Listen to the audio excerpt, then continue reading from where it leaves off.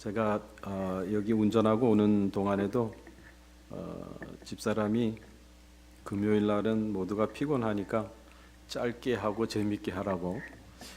그런데 설교를 어떻게 재밌게 하는 건지 저는 오랫동안 설교를 했어도 잘 모릅니다. 그래서 여러분 혹시 졸리시면 주무셔도 됩니다. 아버지 집에서 자녀가 자는데 뭐 누가 뭐라고 그러겠습니까? 근데 문제가 하나 있는데 제가 가끔가다 또 소리를 질러요. 그래서 좀 방해가 되는지는 모르지만 놀라지는 마시고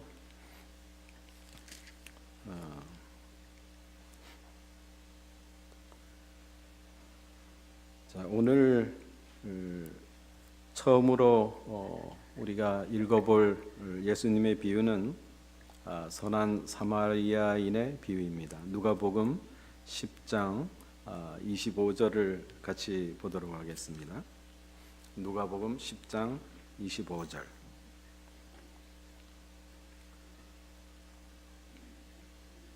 어떤 율법사가 일어나 예수를 시험하여 가로되 선생님, 내가 무엇을 하여야 영생을 얻으리까? 예수께서 이르시되 율법에 무엇이라 기록되었으며 내가 어떻게 읽느냐? 대답하여 가로되 내 마음을 다하며 목숨을 다하며 힘을 다하며 뜻을 다하여 주 너의 하나님을 사랑하고 또한 내 이웃을 내 몸과 같이 사랑하라 하였나이다. 예수께서 이르시되 내 대답이 옳도다. 이를 행하라.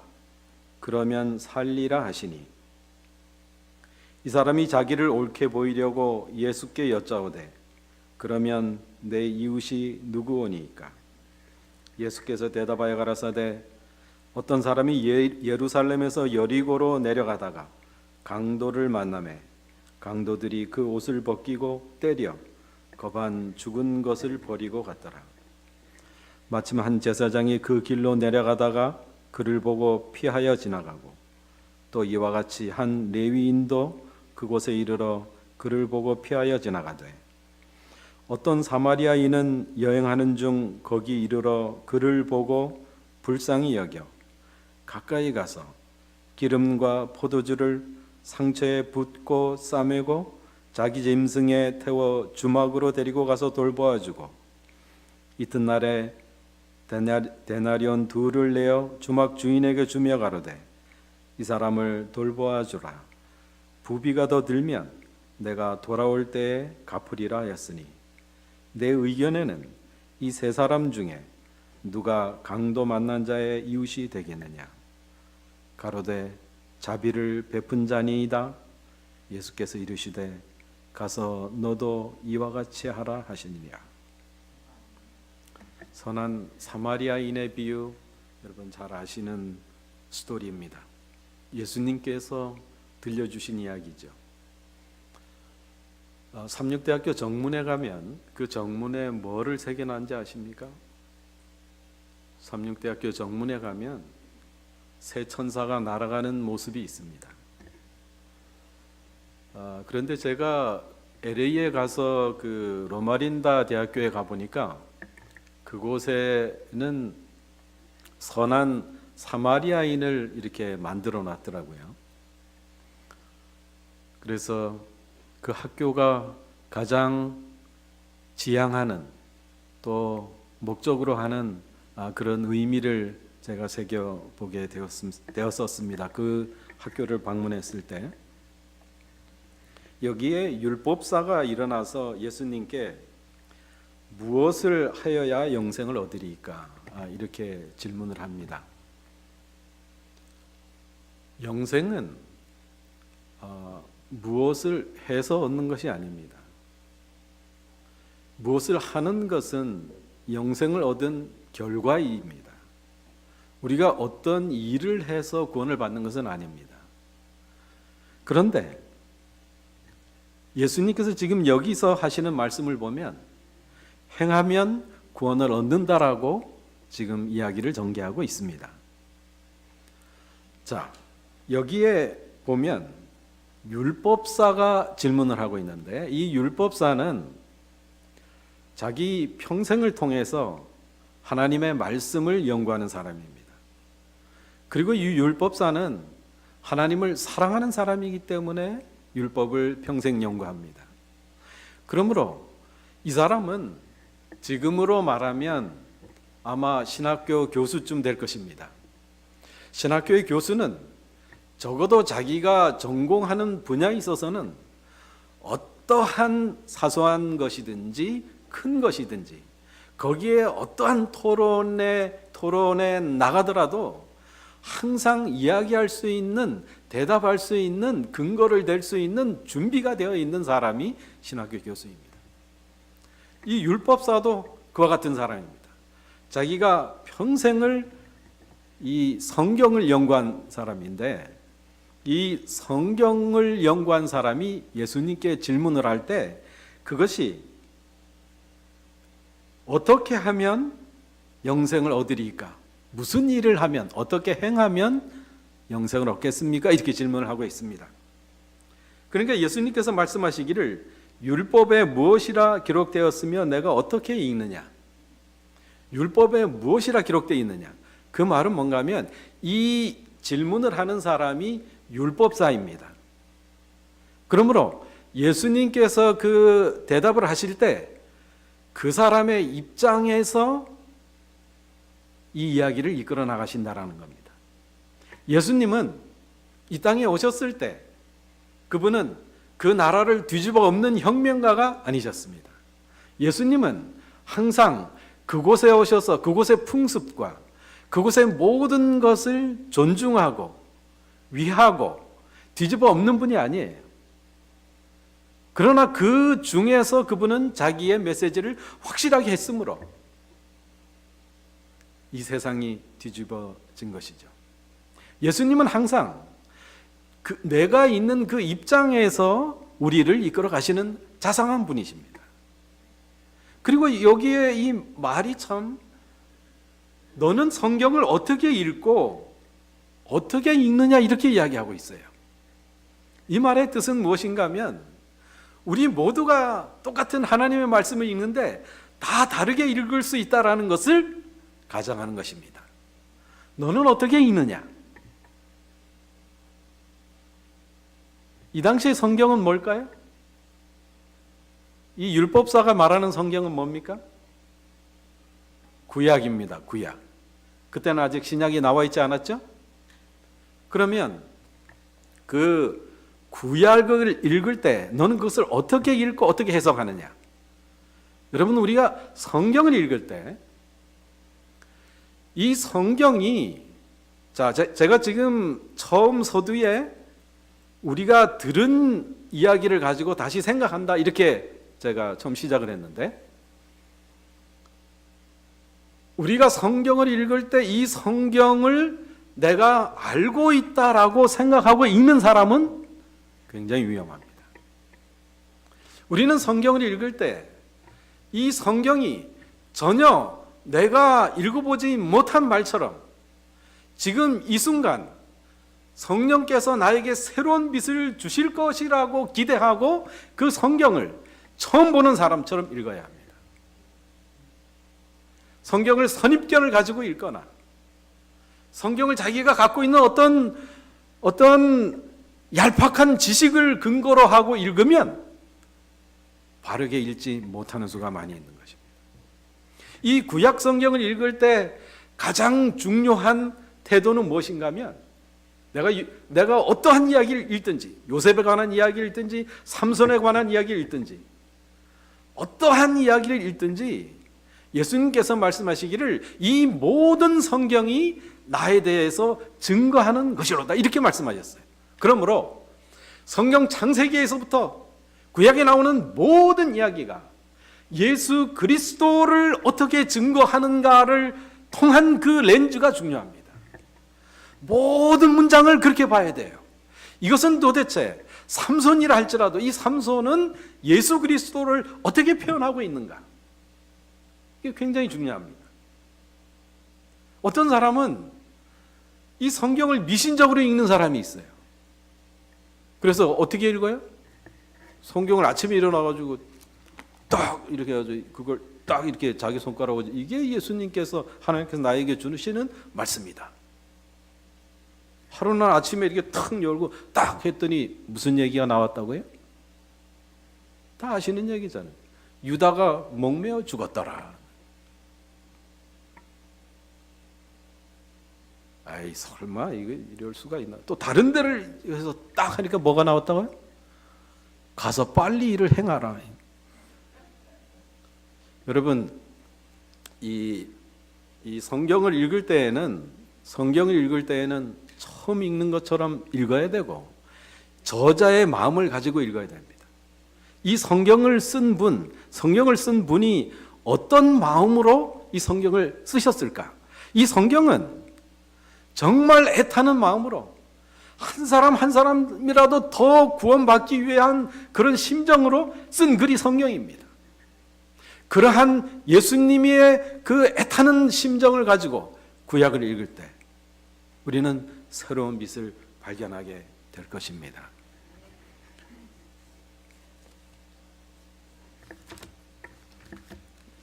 누가복음 25장이죠. 우리가 읽는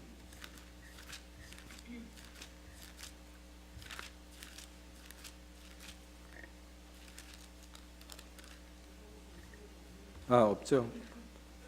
누가복음 10장입니다. 10장 25절입니다. 제가 또 성경에도 없는 장수를 제가 만들 뻔했습니다. 조심해야 됩니다, 우리가. 10장 25절이죠. 대답하여 가로되 27절 내 마음을 다하여 목숨을 다하며 힘을 다하며 뜻을 다하여 주 너의 하나님을 사랑하고 또한 내 이웃을 내 몸과 같이 사랑하라 하였나이다. 27절 10장 27절 요 성경 말씀이 구약에 나올까요? 안 나올까요? 네? 신명기에 나옵니까? 샬롯 교회도 상당히 신학자들이 많이 있습니다. 나오긴 나옵니다. 제가 그 말씀을 드리는 게 아니고 요 똑같은 말씀은 없습니다. 두 성경절을 합한 것입니다. 그러니까 지금의 목사님들도 신약에서 구약에서 이렇게 자기가 연구해서 모으듯이 율법사는 자기의 직업이 하나님의 말씀을 연구하는 사람이기 때문에 구약에서 두 성경절을 갖다가 인용을 했는데 예수님께서 칭찬할 정도로 잘 인용을 했어요. 그건 뭐예요? 내 마음을 다하며 목숨을 다하며 힘을 다하며 뜻을 다하여 주 너의 하나님을 사랑하고 또한 내 이웃을 내 몸과 같이 사랑하라 하였나이다. 하나님을 그렇게 온 전심을 다해서 사랑해야 된다, 섬겨야 된다, 공경해야 된다, 예배해야 된다라는 말은 이해가 돼요. 이웃을 또한 내 이웃을 내 몸과 같이 사랑하라 하였나이다. 이게 어려운 말 아닙니까? 이웃을 어떻게 하나님 공경하는 것처럼 그와 똑같은 열정으로 이웃을 사랑할 수가 있을까요? 그렇게 대답하니까 예수님이 내 대답이 옳도다. 이를 행하라. 그러면 살리라. 아주 대단한 칭찬을 율법사가 받았습니다. 자, 이런 경우에 내가 질문을 했어요. 그런데 그 선생님이 나에게 내가 흡족한 대답을 받았어요. 그러면 이제 집에 가야 돼요. 그런데 이 상황에서 이 율법사가 이 사람이 자기를 옳게 보이려고 예수께 여짜오되 그러면 내 이웃이 누구오니까? 여러분의 이웃이 누구입니까? 나를 제외한 이웃이 누구입니까? 이웃. 네? 네. 나를 제외한 모든 사람들이라고 대답을 했습니다. 그런데 그 당시에 유대인들은 이웃을 어떻게 생각했냐면 원을 그려서 생각했습니다. 내가 중심에 있고 그 다음에 누가 있을까요? 가족이 있고 그 다음에 뭐 친척이 있겠죠. 그 다음에 뭐 유대인 뭐 이렇게 돼 가겠죠. 원이 점점 늘어가면서. 그리고 자기 나라 유대인을 더 크게 그리면은 유대인으로 개종한 사람들까지. 그런데 이 사람들의 그 머릿속에는 외국인이나 사마리아인 그런 사람들은 이웃에 들지 않았어요. 그래서 이 유대인들에게 있어서 이 이웃에 관한 논쟁은 굉장한 논쟁거리였습니다. 과연 우리의 이웃이 누굴까? 어디까지가 우리 이웃일까를 가지고 계속적으로 이 사람들이 쓸데없는 그런 논쟁을 하던 그런 시대였습니다. 그래서 이 예수님에게 내 이웃이 누구입니까? 자기가 대답을 충분히 받았음에도 이제 집에 가면 되는데 거기서 딱 틀어서 그러면 내 이웃이 누구입니까? 자기를 옳게 보이려고. 이건 뭔가 하면 예수님이 말이죠. 만약에 너 이웃은 유대인들 중에 어떤 사람들이야. 이렇게 하면 뭐라고 대답하려고 그랬냐면 그러면 왜 세리하고 죄인들하고 어울립니까? 이렇게 얘기하려고 그랬어요. 이 율법사는 어떻게 하든지 이 예수님의 그 이야기가 답이 나오면 그걸 함정을 가지고 물어본 겁니다. 자, 그런데 이제 이 두 사람의 이 긴장 관계가 점점 높아지고 있습니다. 그러니까 예수님이 자기를 이 테스트하려고 하는 함정을 파고 테스트하려고 하는 것을 알았기 때문에 예수님께서 그래서 비유로 말씀하시는 겁니다. 예수님의 이야기가 시작됩니다. 어떤 사람이 예루살렘에서 여리고로 내려가다가 강도를 만났다. 이 스토리는 여러분이 잘 알고 계세요. 어떤 사람이 예루살렘에서 여리고로 내려가는데 그 도중에 강도를 만났다. 거기가 그렇게 먼 길은 아니지만 예루살렘은 좀 높은 쪽에 있고 여리고는 좀 낮은 쪽에 있습니다.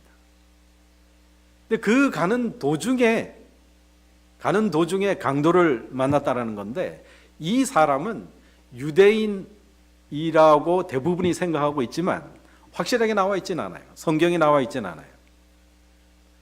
그 사람이 말을 하는 것을 보고 복장을 보면 알 수가 있는데 너무나 많이 맞았고 복장도 다 망가졌기 때문에 어디 사람인 줄은 모르지만은 그러나 분명히 유대인 사업하는 사람일 것이다. 평민일 것이다. 이렇게 생각을 하고 있던 차에 거기 누가 지나갔다고요? 제사장이 지나가고 있습니다. 제사장이 지나가는데 그를 보고 피해서 지나갔다 이렇게 되어 있어요. 제사장은 어떤 사람입니까? 네? 제사장은 목사라고 그랬죠? 제사장은 예수 그리스도를 섬기고 예수 그리스도를 대신해서 백성들을 지도하는 사람입니다. 그렇다라고 하면 예수님이 이 땅에 오셨을 때 그분의 사명이 있어요. 예수님이 왜 오셨다라는 것 잘 아는 제사장이에요. 사람들에게 사랑을 베푸는 것, 봉사하는 것, 그것이 이 사람의 제1순위예요. 그런데 그 강도 만난 사람을 보고 옆으로 그냥 지나갔단 말이죠.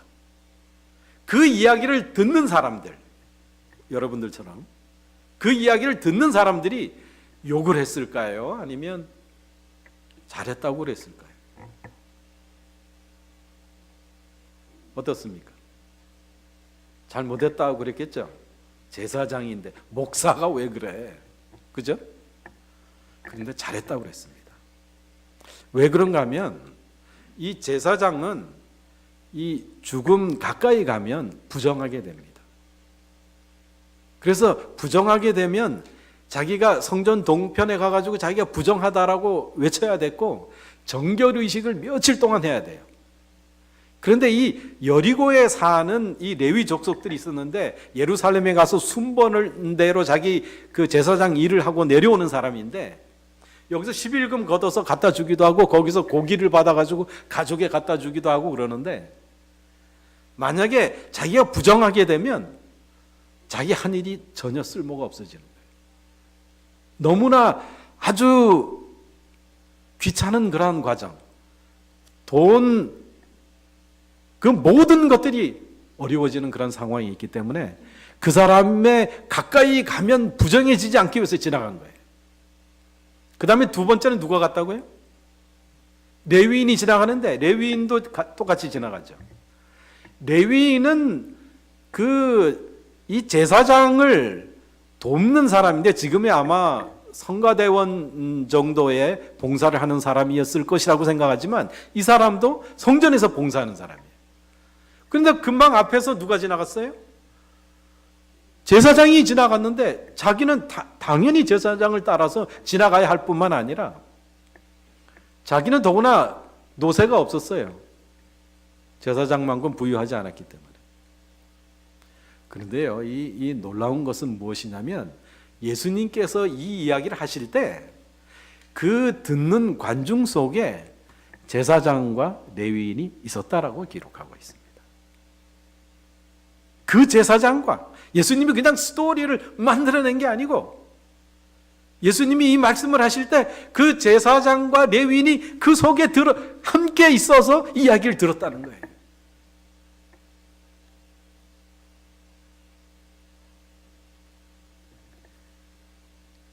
그러면 자, 이제 제사장, 레위인 지나갔으니까 그 다음에 누가 나타나야 돼요?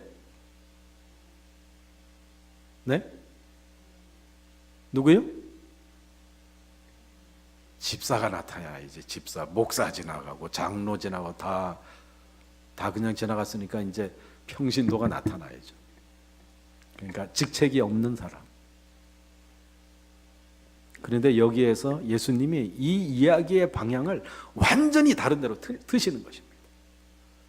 사마리아인이 나타났다라고 말씀하고 계세요. 이 사마리아인이 나타난 것은 도무지 듣는 유대인들이 예상하지 못했던 이야기입니다. 왜 그런가 하면 자, 제사장, 레위인, 그 다음에는 드디어 영웅적인 시민이 나타나야, 유대인이 나타나야 이 스토리가 정말 재밌어지는 것인데 사마리아인이 나타나는 거예요. 사마리아인. 사마리아인은 원수 사이입니다. 이 사마리아인은 본래는 동족이었지만 이 사마리아인들이 다른 나라 팔레스타인 사람들과 함께 결혼을 많이 했고 아시리아가 점령했을 때 이 혼혈을 많이 시켰어요. 이 반항을 하지 못하게 하기 위해서. 그래서 이 사람들은 이제 우리 동족이 아니다. 이렇게 생각하는 거예요. 그래서 그 사람들을 멸시했는데 결국은 남방 유다도 북방 이스라엘에 속한 사마리아도 망했지만 남방 유다도 나중에 망해서 바벨론 갔다 오고 그 다음에 다시 성전을 재건하려고 그럴 때 이 사마리아 사람들이 그 성전을 같이 좀 짓자고 그러니까 쳐주질 않았어요. 이웃이 안 되는 거예요.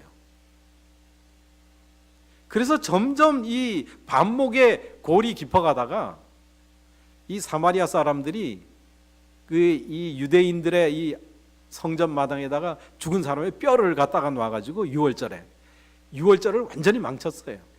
그래서 아주 정말 원수지간이 됐어요.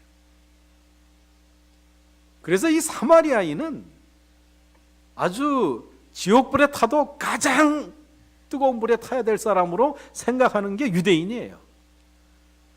이 사마리아인은 개되지만도 못한 종족입니다. 그런데 이 사마리아인이 거기 서서 그 아픈 사람을 돌보는 것입니다. 그런데 그 사람이 갖고 있던 뭘 가지고 돌봐요? 자, 이 사마리아 사람은 말을 타고 가다가 자기가 말에서 내려서 그 사람을 자기 말에 태웁니다. 그래서 여관까지 가죠. 아픈 사람을 자기 말에 태워서 여관까지 갈 때는 굉장히 조심해야 돼요. 더 고통을 당하기 때문에 흔들리면. 자기 옷을 덮어줬겠죠. 그 다음에 아픈 상처를 뭐를 가지고 치유를 했어요? 네? 뭘 가지고? 안 나옵니까? 기름과 포도주 나오죠? 기름과 포도주. 기름과 포도주가 그 당시에 어디에 쓰였어요?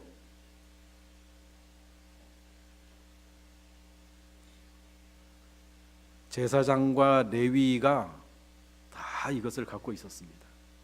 왜 그런가 하면 그 사람들이 이 모든 것을 성전에서 쓰던 물건이에요.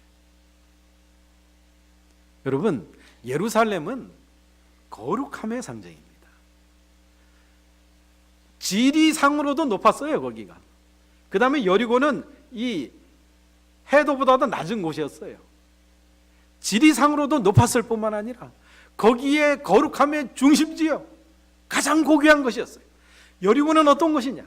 여리고는 여호수아가 그 성을 저주하고, 네가 그 성을 재건하는 사람은 장자가 죽고 계자가 죽고, 여리고는 완전히 저주받은 그러한 곳이에요. 그 거룩한 곳에서 기름과 포도주를 쓰던 제사장과 레위가 그걸 왜 쓰는 거예요? 그 기름과 포도주를 왜 쓰는 거예요? 그 성전에서 무엇의 상징입니까? 하나님 은혜의 상징이에요. 하나님의 은혜는 어디다 쓰는 것이냐? 그것은 성전에서만 쓰는 것이 아니고 그 성전에서 쓴 그 물건을 가지고 다른 사람에게 은혜를 베풀기 위해서 써야 하는 물건입니다. 그런데 제사장과 레위는 예배 드릴 때만 쓰던 그 물건, 그 본래 가지고 있던 목적대로 쓰지 아니하고 그냥 지나가는 것입니다. 사마리아인은 이 사람들에게 무시당하는 사람이었지만, 그러나 이 사람도 그리심산에서 예배를 드리는, 사마리아인도 자기 나름의 예배 드리는 장소가 있었어요. 그렇기 때문에 우물가에 있는 여인이 어디에서 예배를 드려야 되느냐고 물어보는 것입니다. 그리심산이냐 예루살렘이냐. 그래서 그 우물가에 있는 여인이 예수님께 그것을 물어봤던 거예요. 자, 이것은 무엇을 의미하는가 하면, 우리가 예배에서 드렸던 그 거룩함이 속된 것과 연결되지 않으면 아무것도 아닙니다.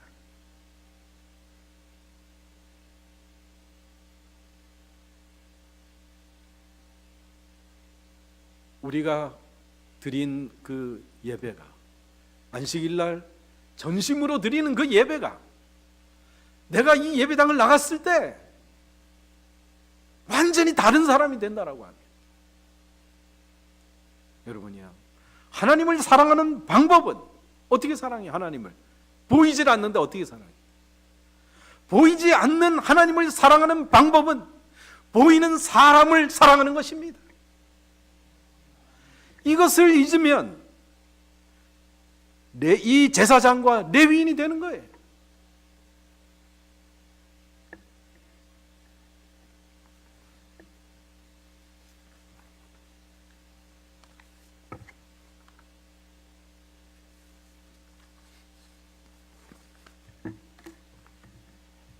이 사마리아인이 여기 보니까 그를 불쌍히 여겨 이렇게 얘기하고 있어요. 불쌍히 여겼다.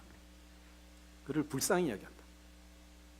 여러분, 이 불쌍히 여겨라는 말의 이 원어를 보면, 이 원어가 어떻게 쓰였냐면은,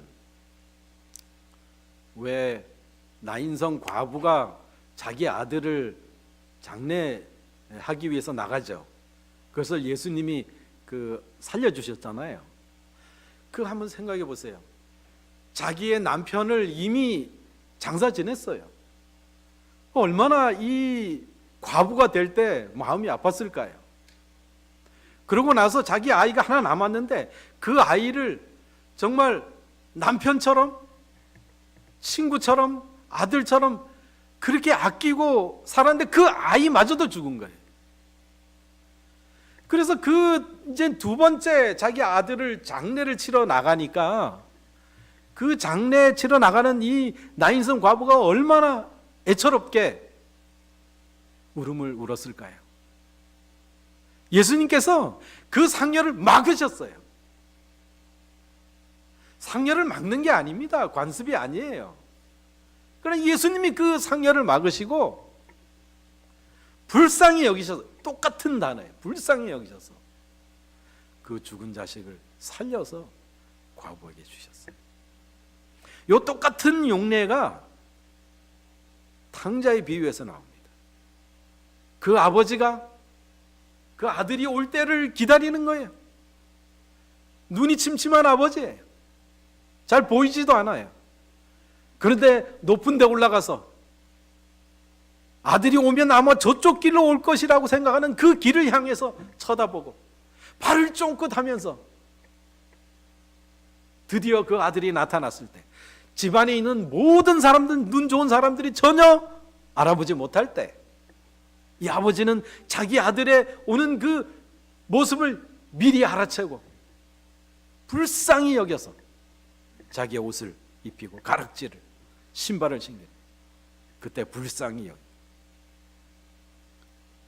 여러분, 이 일이 일어날 때, 영감의 글에 보면 이 일이 일어날 때 강도당한 사람이 있고, 그 다음에 제사장 레위인이 지나가고 사마리아인이 나타나고, 이럴 때 온 우주가 쳐다보고 있었다라는 것입니다.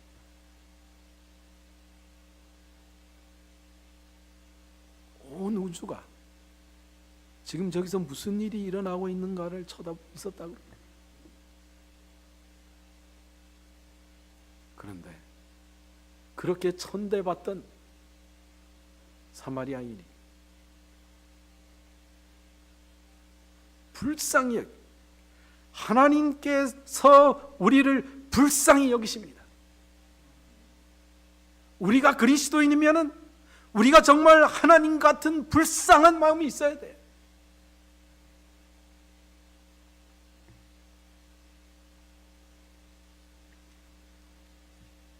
그리고 이 사마리아인은 굉장히 위험한 상황이었습니다. 그 시대에는 제사장이나 레위인은 혹시라도 제사장 레위인 것을 알면 강도 죽이지 않을는지 몰라요. 그러나 사마리아인은 아무 문제가 없었어요. 그리고 오해받을 수도 있어요.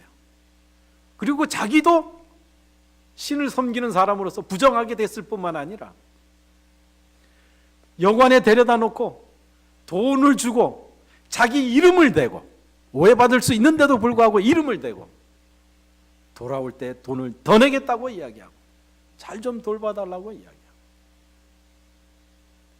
그러고 나서 예수님께서 말씀하시는데, 이제 누가 이웃이 되겠는가? 그 예수님을 시험하던 율법사가 사마리아인이라고 그러지 않았어요. 자비를 베푼 자니이다. 사랑하신 여러분, 이게 비유가 굉장히 나쁜 비유를 제가 하나 할 텐데 용서하시고 이해하시기 바랍니다.